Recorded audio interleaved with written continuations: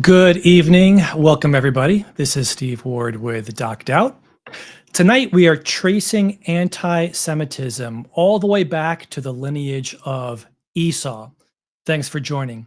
You can find me on YouTube, Instagram, Facebook, and TikTok. Search for Doc Doubt Official altogether as one word. You could also visit the website, docdoubt.org. And feel free to email me anytime, steve@docdoubt.org, and I'm happy to answer any questions and correspond with you. You're welcome to chat in questions live tonight, and I'm happy to answer them for you towards the end of the broadcast. Gaza is all over the news today, the war with Israel. It's a very serious situation, as you know, and I'd like to pay particular attention to the political and military solutions that have been proposed over the years that really have not been successful. Zionism actually referring to the Temple Mount, Mount Zion. But what is the origin of anti-Semitism? Where does it start? What are some of those circumstances?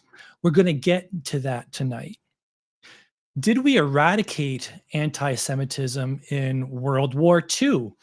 Well, the answer is no. And the evidence is simply because anti Semitism has been with us well before World War II and the Holocaust, and is still alive and well today, as we see all around us in the news and in Gaza. How can that be? So, by definition, anti Semitism is a religious matter. There's a spiritual basis that I think is very important to consider. And going back in the past, even further beyond Esau to the lineage of Abraham and beyond to the garden, the originator, the mastermind of anti Semitism is Satan himself. Currently, Satan is using the Islamic world, the Muslim people, as pawns in order to accomplish his will in battling against the will of God. But anti Semitism has a spiritual basis. And what you'll see in the news as the war in Gaza is discussed is that there's often the geopolitical or the military situation that is reviewed. But we're not recognizing that there's a deep spiritual basis, a hate of the Jewish people that originates in the Garden of Eden and is passed on down through the generations, through the lineage of Esau to the modern day Palestinians. So join me for that ride as we investigate that further together tonight. There are key moments throughout history that I would like to highlight. But understand that anti Semitism cannot be defeated militarily or through political negotiation only. We hear of the peace process that's been going on for decades, the desire for a two-state solution, when in fact, the Palestinian people and the leadership do not want a two-state solution. They're calling for the eradication of the Jews from the river to the sea, the genocide and extermination of the Jewish people entirely. But this isn't new. It's an ongoing spiritual battle. People who are atheists or naturalists, I think, can't really fully appreciate this spiritual battle simply because it is spiritually discerned. If you believe that all things are physical and physical only, the natural world of the universe around us, if that is only physical, then of course you wouldn't believe in spiritual forces at play. But we know that isn't the case. We live in a spiritual world. And as you'll see, there is spiritual darkness pervading our world today. And we see that descending, especially in this conflict in the Middle East. The Prime Minister, Benjamin Netanyahu, made a fascinating reference to the people of Amalek during one of his recent speeches a few weeks ago. That to me just was very captivating because the people of Israel understand the lineage of Esau through Amalek and others down through history that have been trying to eradicate the Jews ever since. And that war, that effort continues today. So to understand it further, we have to go all the way back to Genesis, to the book of the beginnings, the first chapter of the Bible, where we learn about the creation story in Genesis 1 and 2. Chapter 3 of Genesis is the fall, where Adam and Eve are introduced in the Garden of Eden, this place of perfect paradise where there is no sin, and God walked with Adam in the cool of the day. Adam and Eve together were given the mastery of the earth. Satan, most scholars believe, was not happy about that, was angry that the dominion of the earth was given to Adam and not to himself. And that launched a hatred and a pride, Satan desiring to be as God, leading to his own fall and rejection, being cast out of heaven to the earth. So what happened there in that garden? Well, Adam and Eve were able to eat the fruit of the garden except from one source, the tree of life. Yet Satan tempted Adam and Eve in Genesis 3:15. We see the results of this.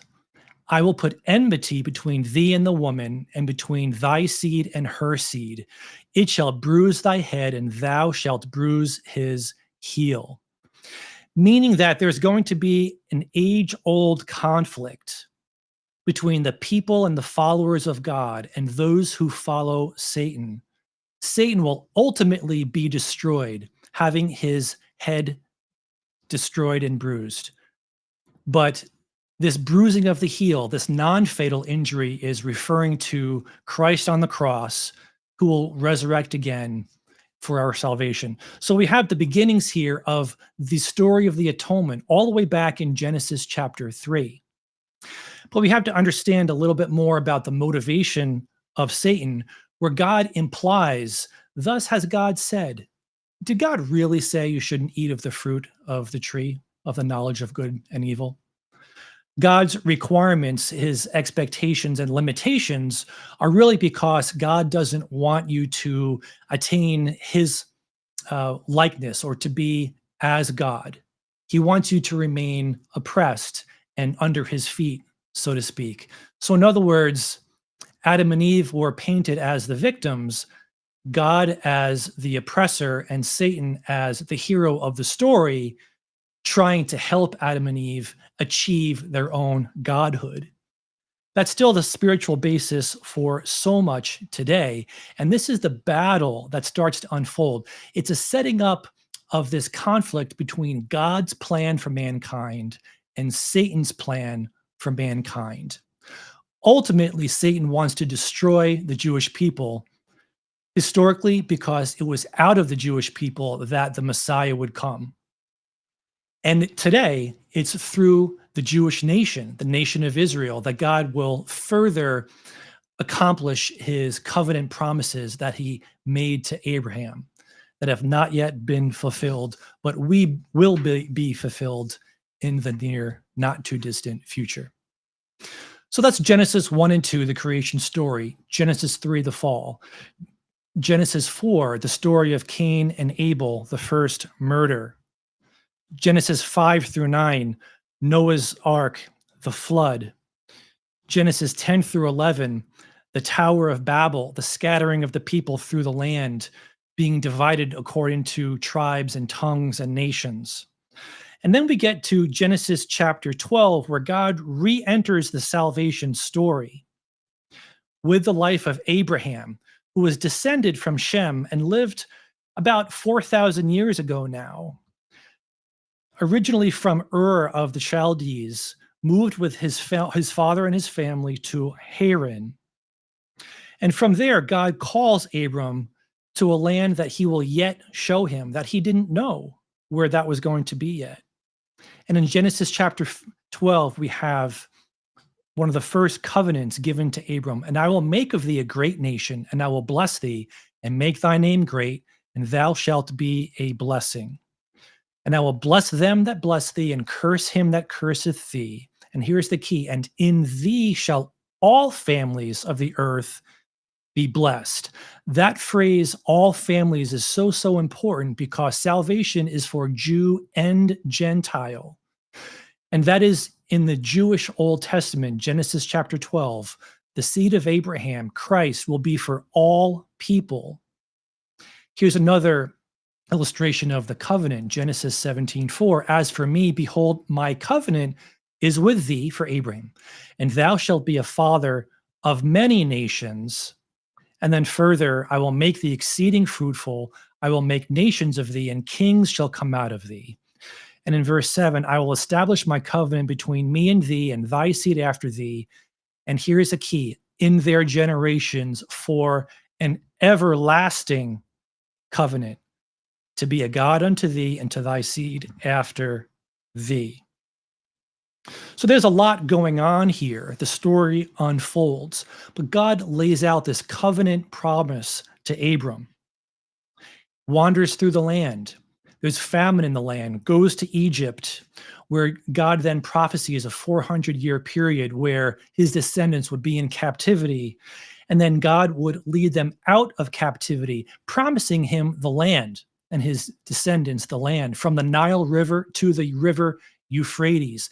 That's a huge swath of land much larger in scale than the nation of Israel today. So let's talk about this a little bit more in this family tree that I have here of Abraham. Abraham marries Hagar, or I should say, Hagar is the Egyptian handmaiden of Abram and Sarai. They have a child, Ishmael. Ishmael, his descendants are the modern day Arabs, and Muhammad claims to be a descendant of Ishmael. Ishmael is cast aside or cast away because the covenant promise will be through Isaac instead. So Ishmael is also a child of promise. It says here in verse 10 through 12 of Genesis 16, the angel of the Lord said unto her, I will multiply thy seed exceedingly, that it shall not be numbered for multitude.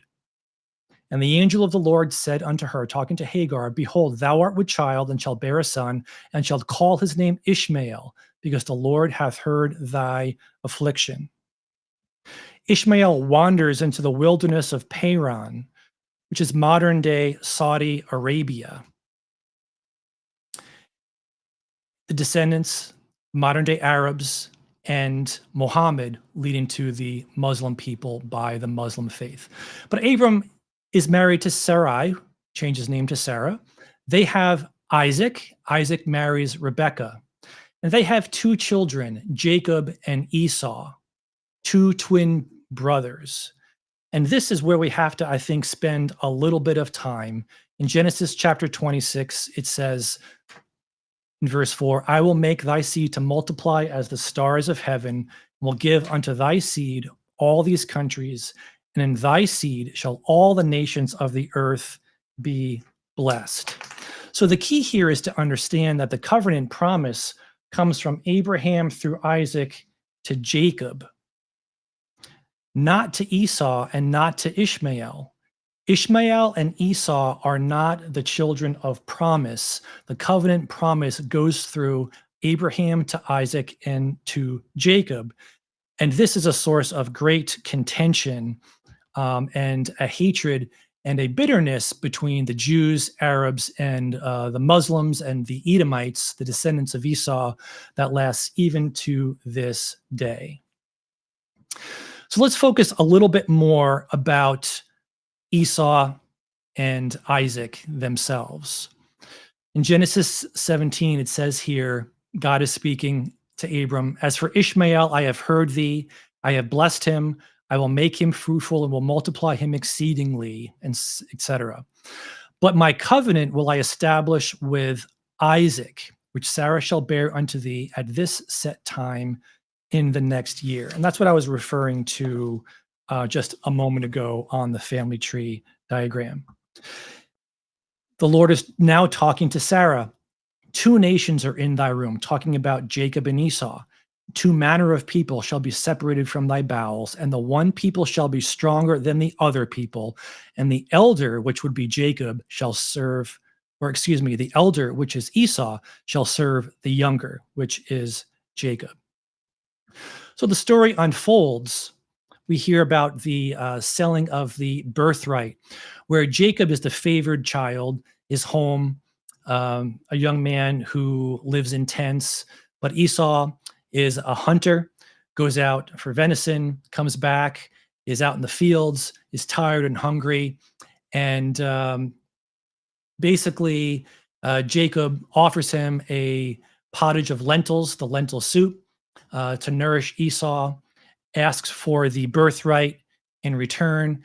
Esau doesn't care about the birthright. He despises the birthright. So Esau gives up that birthright. And it's very significant. So Jacob says, swear to me this day. And he sware unto him. And he sold his birthright unto Jacob. Then Jacob gave Esau bread and pottage of lentils, and he did eat and drink, and rose up and went his way.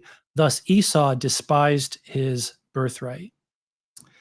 Now, there's more to be said about the character of Esau, and this we can find in some of the Talmud traditions of the Jewish people. So there's a tradition that Esau, not only did he sell his birthright, but that has special significance because the family leadership would go to the son that had the birthright. So Jacob is not only rejecting material goods, getting a double portion of inheritance, he's also rejecting that spiritual leadership over the family that would have been rightfully his. But in Esau's character and some of the traditions in the Talmud, Esau had actually refused to be circumcised. And then later we see that he marries the Hittites with no concern for the separation between the descendants of Abram and the covenant promise to the chosen people and the bloodline of some of the other surrounding pagan people. So this is a significant issue within Esau's character that is all in the background. This was just not about somebody making a quick, poor decision over a cup of soup. This was a deep character issue where Esau was not interested in the things of God and wanted nothing to do with the covenant promise and didn't see any importance in any of those type of things. So the story further unfolds. Jacob then deceives Isaac, steals the blessing as well. Jacob disguises himself. Esau goes out in the field to hunt for venison that Isaac likes so much. Jacob and his mom conspire for Jacob to trick Isaac into giving him the better blessing. So he does, resulting in Esau hated Jacob because of the blessing wherewith his father blessed him.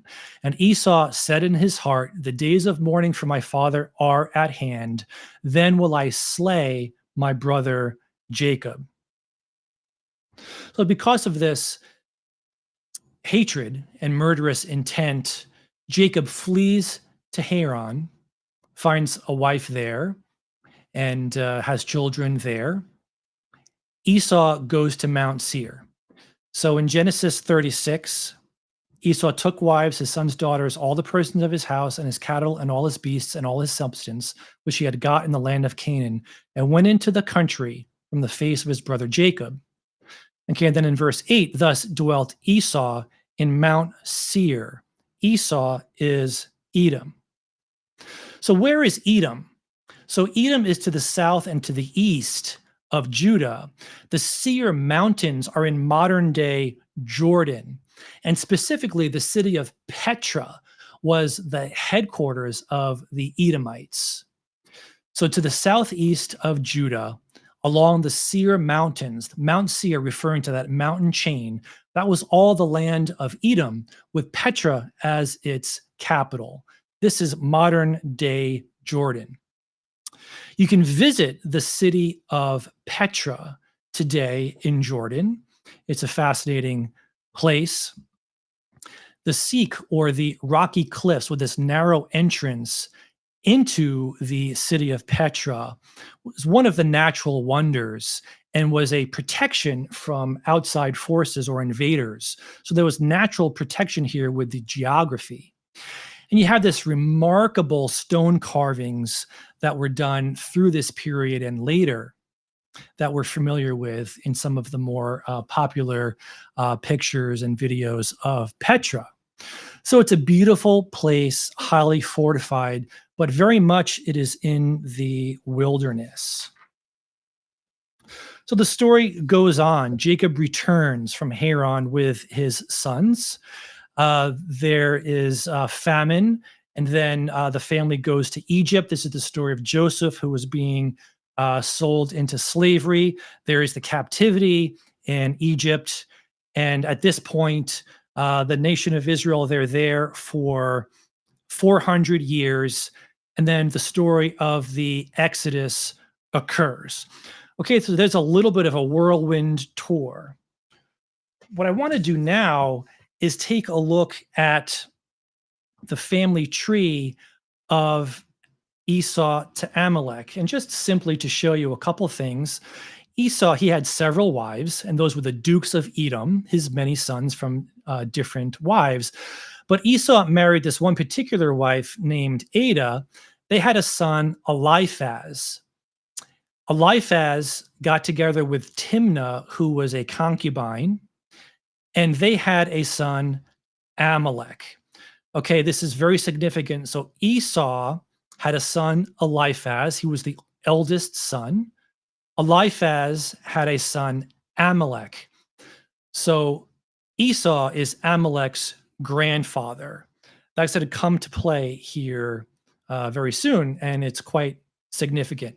So Esau is an Edomite, as well as the other dukes of Edom who populate this area called Edom. But remember Amalek. As Moses leads the people out of Egypt across the Sinai Peninsula, they cross the Red Sea into modern-day Saudi Arabia. They arrive at Mount Sinai, al-Laz, and then they get to Rephidim as part of their travels around that area. So remember the story. So Rephidim is a place where the people were very thirsty.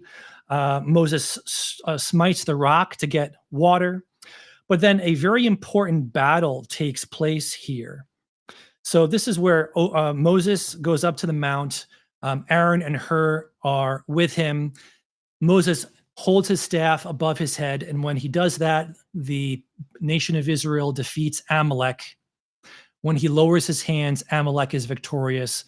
So Aaron and Hur hold his hands up in the air to defeat Amalek. Now, they weren't completely 100% destroyed, but realize the Amalekites really went out of their way hearing the news that the Jews had departed Egypt. Amalek made this long trek to intercept them at Rephidim with the intent to utterly destroy them. This was what I'll call the first genocidal attempt by the Edomites against the nation of Israel. Genesis 36:12, and Timnah was concubine to Eliphaz, Esau's son, and she bare to Eliphaz Amalek. Okay, and then in 17, the Lord said unto Moses, after this battle, write this for a memorial in a book and rehearse it in the ears of Joshua, for I will utterly put out the remembrance of Amalek from under heaven. Verse 16, the Lord hath sworn, the Lord will have war with Amalek from generation to generation. Focus there. Who is going to have war with Amalek? Well, the nation of Israel. But who is really fighting the battle? Whose battle is it? The Lord will have war with Amalek from generation to generation. So why is this really so significant?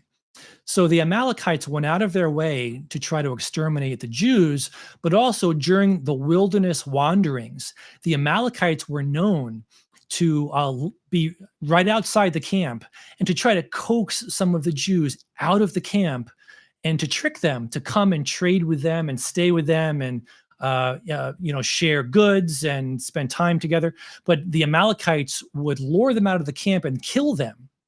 But not only just kill them, they would mutilate the bodies, they would cut off body parts, throw them up in the air, according to the stories of the Talmud, and flying in the face of God, referring to the circumcision, making statements like, you want part of our bodies here, take it, throwing this up in the air. Complete disdain for the covenant of God and for God's holiness and the people that he had chosen as his promised people to bring deliverance ultimately through the Messiah. So the Amalekites have a long history of this type of just ferocious, evil type of behavior. All right, so we're making a sweeping tour through history. So let's fast forward a little bit through the wilderness wanderings into the promised land. The nation of Israel is established. Saul is the first king. Now, God remembers at this point the war with Amalek at Rephidim. Remember, he asked to write the memory of the Amalekites at Rephidim in a book. Well, God remembers what the Amalek had done. And here it is, 1 Samuel 15. Thus saith the Lord of hosts, I remember that which Amalek did to Israel, how he laid wait for him in the way when he came up from Egypt. Saul instructs Samuel instructs Saul to destroy Amalek at Gibeah, but Agag was spared. Remember, Agag was the king of the Amalekites, and he took Agag, the king of the Amalekites, alive. Okay, Saul was not supposed to do that because of the punishment that the Amalekites were under for the war at Rephidim and the killings of Israelites through their wandering. But King Agag survives as well as others. Samuel then kills King Agag. But the point is that there were many Amalekites that survived. Some fled east to Persia, which is modern day Iran, and some remained in that general area of Edom. So that's very important that some of the Amalekites made their way to Persia. Others stayed locally in that vicinity of Mount Seir in the Edomite homeland. So fast forwarding further in the future, God raises the Babylonians to conquer Israel, the southern part of Judah, I should say. So Babylon rises to power and attacks Jerusalem and destroys the temple. This is in 586 BC. What's important to note is that as the Babylonians were launching their attack on Jerusalem, destroying the temple, slaughtering the people, the Edomites went to Jerusalem to assist the Babylonians in trying to exterminate the Jews, utterly exterminate the Jews.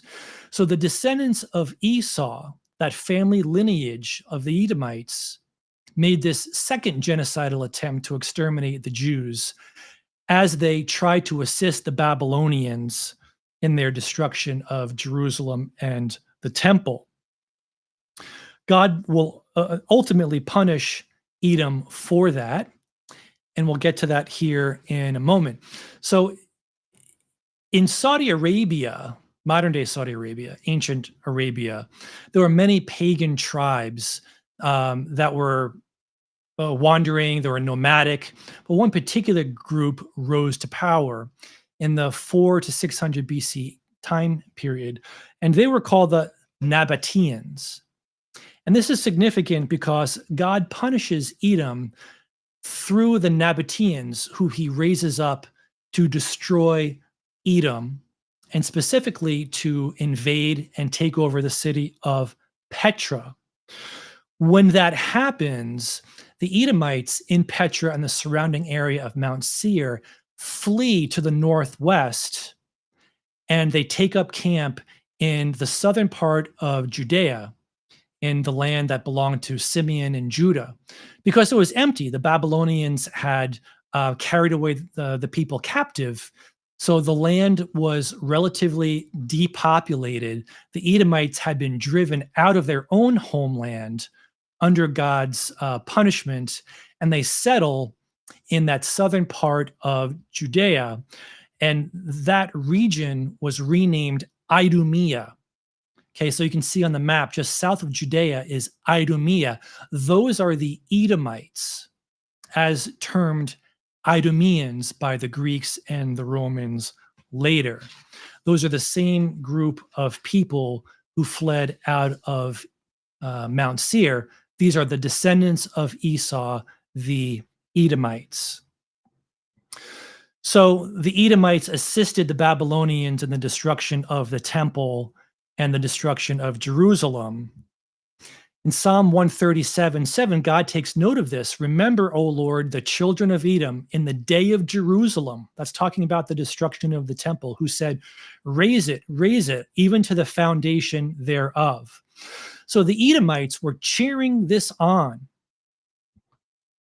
In Obadiah 1:3, God says, the pride of thine heart, speaking to the Edomites, hath deceived thee. Thou that dwellest in the clefts of the rock, talking about Petra, whose habitation is high, that saith in his heart, who shall bring me down to the ground? Being prideful that the natural geography is going to save you. Those Edomites in Petra. And here we see God's punishment for the violence against thy brother Jacob. in the day that thou stoodest on the other side, in the day that the strangers carried away captive his forces, foreigners entered into his gates, cast lots upon Jerusalem. This is talking about the Babylonians. Even thou wast as one of them. Thou should not have looked on the day of thy brother. Okay, and thou should not have rejoiced over the children of Judah in the day of their destruction. Thou shouldest not have entered into the gate of my people on the day of their calamity, nor have laid hands on their substance in the day of their calamity. So the Edomites came in, stole their stuff, set up camp in the land, and they stood in the crossway. In other words, as some of the Jews tried to flee out of Jerusalem, the Edomites were laying trap for them, waiting for them to flee so they could capture them and execute them on their way. God is punishing them for this great evil.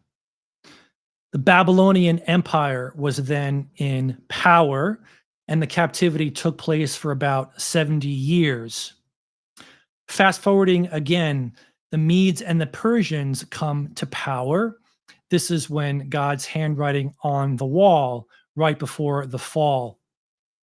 And the Medes and the Persians come to power and take over a huge swath of land, including modern day Israel. Now, after the Babylonian captivity, the Jews were allowed to return under the Medes and the Persians. They were given permission to go back and to rebuild. That's Ezra rebuilding the temple, and then Nehemiah rebuilding the walls. So they had permission to do that, but some of the Jews stayed in Babylon and in Persia. Now, hold that thought. That's really important as the story continues to unfold. This is Shushan the palace, modern day Iran. The story of Esther, okay, Esther 3:1. After these things did King Ahasuerus promote Haman, the son of Hammedatha the Agagite, and advanced him, and set his seat above all the princes that were with him. Haman was an Agagite. Well, who was Agag? That was the king of the Amalekites. So Haman is a descendant of Esau through Amalek to Agag. He is an Amalekite. He is in Iran, the Mede and Persian Empire, and seeks to slaughter the Jews. This is the story of Mordecai, who doesn't bow to the demands of the king and will only worship the one true God. Esther is called to call out Haman, and thus God saves the Jewish people. But it was Haman's intent to completely wipe out and exterminate all of the Jews throughout the Persian Empire. That was genocidal attempt number 3 by the children of Esau. Following this period of time, the Greeks rise to power, take over the Medes and Persian Empire. They Hellenize the Holy Land, making it have a lot more Greek influence in the culture. And that includes the Idumeans. The Idumeans were still there in the southern part of Judah. Those were the Edomites who had stayed. The Greeks and later the Romans, as the Romans come to power, identify the Idumeans as Edomites. And they're looking for a local leader who is an Idumean to take charge of that part of the territory. So who did they elect? This is Herod. Herod the Great was an Idumean. We know that from the historical documents of Josephus. Herod was an Idumean who was an Edomite. He was half Jewish. His mother was an Arab, but he was half Jewish and Idumean, and that made him very attractive to the Romans to take up power in this area. And we know the story of the wise men who are looking for the child, Jesus. Herod meets with them, feels threatened by the birth of the Messiah, and seeks to have all the children, all the male children 2 years old and younger, to be killed. Jesus, Mary, Joseph go to Egypt, return later. The story unfolds further. You have the life of Christ. Rome destroys the temple in Jerusalem in AD 70. And what's interesting is that the Jews will scatter broadly throughout much of the world, Northern Africa, Europe, and they remain there for the large part. There are some who stay local, but a small number. The Idumeans or the Edomites also stay local throughout the coming part of history after the Roman destruction. Many of the Idumeans, some stayed, but many did flee as a result of the Roman destruction and occupation. And they went to the Balkans, specifically to Bosnia. And what's interesting is that you have this attempt by Herod to exterminate the young children to prevent the Messiah from coming and claiming kinship. That's genocide attempt number 4. And then you also have Edomites later in history in Bosnia. And I'll get to this next time in more detail. But the Bosnians were called upon by Hitler to wage war and to be on the front lines as special troops to wage war and to fight in World War II, specifically against the Jews in the Holy Land. So there's a lot going on here. The story continues. That's genocide effort number 5 in the Holocaust, as I'm counting them. But my point is to trace the history of anti-Semitism all the way back in Genesis chapter 3 to Satan himself, who was looking to destroy God's plan, to prevent the Messiah from coming, to exterminate the Jewish people in order to accomplish that, to prevent the Messiah from coming. After he fails, Satan continues to try to exterminate the Jews, to foil God's plan of fulfillment of God's covenant promises to those people. And that warfare continues on to today. And that is the source of anti-Semitism in its spiritual nature. Satan is using the Edomites, the Amalekites, Herod, the Idumeans, those from Bosnia, Hitler, and we'll see other key figures in more modern times.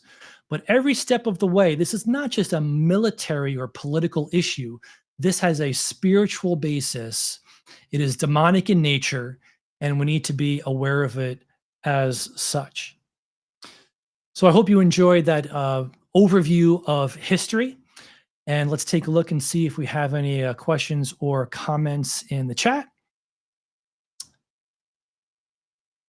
Don't think we have anything here now. Feel free to email me with any questions, concerns, and I'll be happy to get back with you and correspond. Next time, we'll do like a part 2, and I'm going to carry on what happens from the time period of Rome through modern day. Oh, it looks like we did actually have a question pop up from Imago. Good evening, Dr. Ward. On my campus, there are many people who are, quote, free Palestine, end quote. And sometimes it is difficult to talk to them because they have some prejudices against Christians. So that is absolutely true. We live in a postmodern, post-Christian world. I think this is a spiritual issue where when we chant, kill the Jews, for example, or a slogan such as from the river to the sea, we're calling for extermination of the Jewish people. We're calling for genocide. There can be political solutions. There can be military solutions, such as the different peace processes that have been going on for decades now. In every one of those efforts for peace, the Palestinians have turned down all of the offering of peace. The Jewish leadership giving land back to the Palestinian people, taking a small fraction of what they were originally given in an effort to have peace. But the Palestinians simply do not want peace. And the reason is that this is a spiritual issue where anti-Semitism is still rampant. And it's this satanic effort to exterminate the Jews that is masked in this free Palestine type of a mantra. So I think the best way to talk about this issue is to try to highlight the spiritual nature of what's happening. And that's why I wanted to give this overview to help educate and arm people to have those conversations.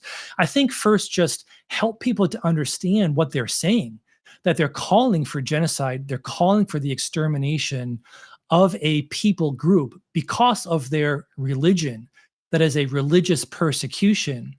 And for those who claim tolerance, who claim DEI, who support diversity, equity, inclusion, that's not very inclusive. So I think to call them out on that hypocrisy and doing that in love, of course, but standing up for the truth in any way that we possibly can. It's difficult, and not everybody, I think, will hear that, but I think we have that obligation.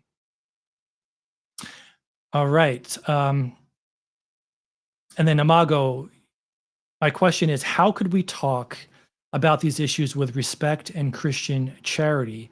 I don't want to just avoid these conversations. I really appreciate that. I think we always have to have charity and love.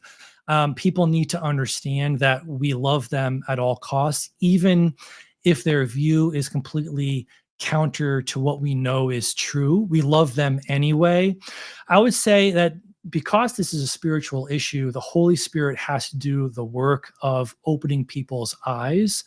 But I think what I would do is just ask a lot of questions. Well, what do you mean by from the river to the sea? Where would the Jewish people go? What about all of the different efforts to establish peace? How have the Palestinians responded to those efforts? Haven't the Israelis offered peace? Do they have the right of self-defense? What should that look like? Under what circumstances could the Jews respond? And I think to open conversation in that way, to get people talking by asking a lot of probing questions, is a really good way to go, rather than coming across in more of an accusational type of a tone. And Amago, another comment here also, how do you see the role of Christians in general in promoting peace and reconciliation in the region? Well, I think the best way to have peace is for people to come to Christ. And I think Christians have to stay focused on the gospel message. I think we should be, I don't think we should be afraid or fearful about sharing the gospel and being a faithful witness. I think if we are faithful messengers, God will do the work, because it is God's holy word that has the spiritual power to change lives and hearts. We're not going to be able to forcibly create peace. There's going to be temporary peace. And we know that from Daniel, from Revelation, as this unfolds into more of the end times events. We know that the Antichrist will negotiate peace, and there will be peace. But halfway through the tribulation period, that peace treaty will be broken, and there'll be an aligning of nations to try to exterminate the Jews once and for all. And at that point, it's the second coming of Christ that will make the difference. And that will be the establishing of peace under the ruling and reigning of Christ into the millennial kingdom. So I think, to answer your question, we can have elements of temporary peace, but there's never going to be permanent peace until the return of Christ. But I think we're starting to see things falling into place geopolitically. You have Russia, you have Syria, Turkey, Egypt, Sudan, Libya, Syria, Iran, Turkey, I think I mentioned, Jordan, Lebanon, all of the countries that are named biblically. I'm thinking of Ezekiel 38, Psalm 83, Zechariah, and then Daniel, Revelation. This is all falling into place. And I'm not saying that, the rapture is tomorrow, but we're starting to see anti-Semitism at a whole nother level that we haven't seen before. It's all through the West. It's on college campuses, all over the news. Very, very aggressive. I think Satan knows he's running out of time to try to defeat God's plan and exterminate the Jewish people. But we know better that he's not going to be successful. and we can place our hope in that. But it's the return of Christ that will establish the long lasting peace. God is focused on his covenant promise to the nation of Israel. He's shifting gears, I believe, in these times, refocusing attention on his people, the Jewish people, to bring them to himself. He's regathering the Jews into the nation of Israel and is moving chess pieces around the chessboard, so to speak, to accomplish his perfect will, to bring them to himself and to teach them that it's not going to be through the military and it's not going to be through politics or the government. It's going to be through Christ's divine protection and salvation that makes all the difference and brings peace to usher in the millennial reign. Hope that helps. Great questions and comments. Appreciate that. I don't think we have anything left in the chat. Email me anytime, and it's great to see you, be with you. Look forward to our time next together. Take care.